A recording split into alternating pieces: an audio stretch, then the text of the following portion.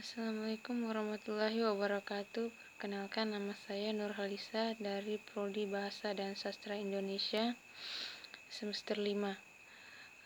Saya di sini akan mempresentasikan tugas mata kuliah saya yang berjudul Apresiasi Prosa Fiksi dan Drama dengan judul materi Tablau.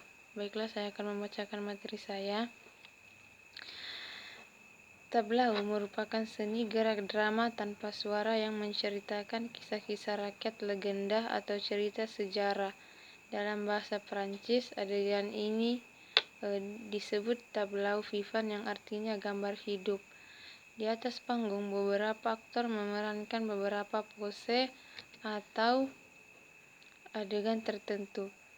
Sebenarnya pada sekitar tahun 1500-an sudah dikenal. Pada masa itu, seni gerak ini dipakai untuk memerankan beberapa adegan yang dibutuhkan para pelukis atau pematung agar mereka dapat menghasilkan lukisan atau patung dengan gaya yang lebih ekspresif.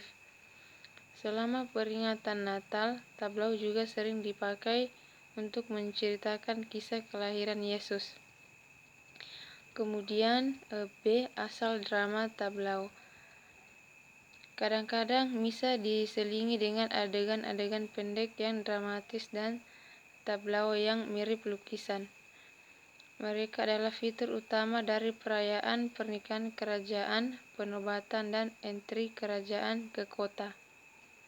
Seringkali para aktor meniru patung atau lukisan, mirip dengan penghibur jalanan modern, tetapi dalam kelompok yang lebih besar dan menaiki tribun sementara yang rumit di sepanjang jalan profesi utama. Johann Huizinga dan The Autumn of the Middle Ages menjelaskan penggunaan dan desain tableau vivant di akhir abad pertengahan. Banyak lukisan dan pahatan mungkin menciptakan kembali tableau, di mana sejarawan seni terkadang menjelaskan kelompok figur yang agak statis. Seniman seringkali menjadi perancang konteks publik semacam ini. Kemudian C. Di atas panggung. Sebelum radio, film, dan televisi, tableau adalah bentuk hiburan yang populer bahkan di kota-kota perbatasan. Sebelum era reproduksi warna gambar, tableau kadang-kadang digunakan untuk menciptakan kembali karya seni di atas panggung. Berdasarkan etsa atau sketsa lukisan, ini bisa dilakukan sebagai usaha amatir di ruang tamu, atau sebagai rangkaian tablokan yang diproduksi secara lebih profesional di atas panggung teater satu sama lain, biasanya untuk menceritakan sebuah cerita tanpa memerlukan sebuah hiasan biasa atau produksi pertunjukan teater penuh.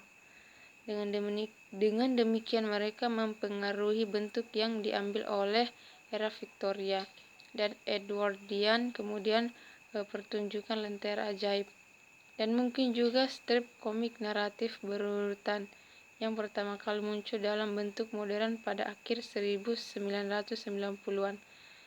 Tableau sering dilakukan sebagai dasar untuk drama kelahiran di sekolah di Inggris selama periode Victoria. Tableau vivant sering dimasukkan dalam pertunjukan-pertunjukan pekan raya seperti yang terlihat dalam film A Taste of Honey tahun 1961. Pertunjukan semacam itu sebagian besar telah mati pada tahun 1970-an.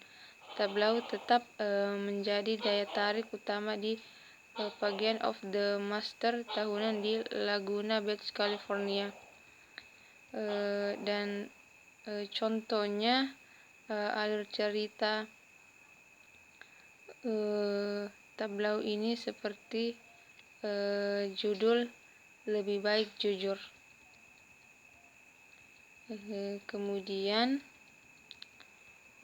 ada pun beberapa film yang menggunakan tableau, seperti film tahun 1969 yang berjudul The Color of Pomegranates. Kemudian film 2013 yang berjudul I Fell in England Dan yang terakhir ada film tahun 2014 yang berjudul In the Crosswind. Itulah materi saya yang sempat saya sampaikan. Saya dari kelompok 8. Kurang lebihnya mohon dimaafkan dalam penyampaian materi saya. Wassalamualaikum warahmatullahi wabarakatuh.